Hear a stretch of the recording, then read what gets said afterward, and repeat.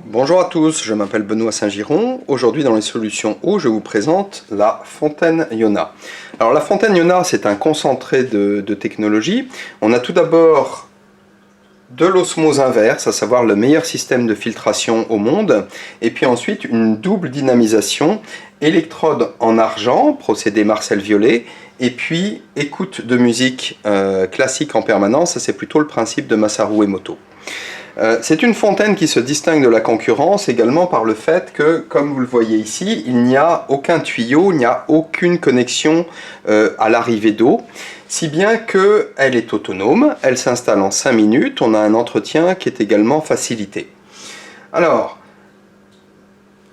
l'usage de cette fontaine est relativement simple, on va prendre le bac ici, bac de 4 litres qu'on va remplir jusqu'au niveau d'eau, donc on remplit d'eau du robinet, on pourrait aussi envisager de prendre l'eau de pluie, il n'y aurait pas du tout de calcaire, ce serait très intéressant. On va la reconnecter à la fontaine et là on va enclencher la filtration.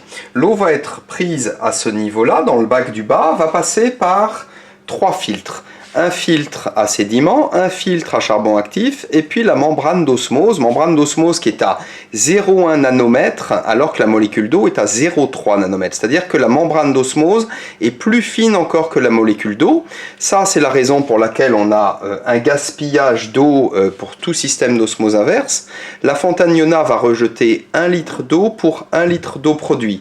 D'autres fontaines d'osmose, par contre, on est à 4 à 6 litres d'eau rejetée pour chaque litre d'eau produite. Donc là, on est sur une amélioration technologique du fait d'un moteur qui envoie la bonne pression pour obliger les molécules d'eau à passer dans la membrane d'osmose.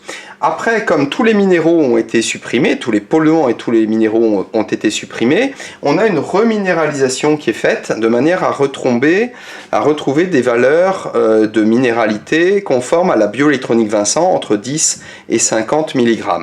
Et puis donc on a une eau qui est excessivement vide, même s'il y a eu cette reminéralisation, qui reste morte, qui a été soumise à un traitement assez radical qui est donc l'osmose inverse, et donc il est très important cette eau de la redynamiser.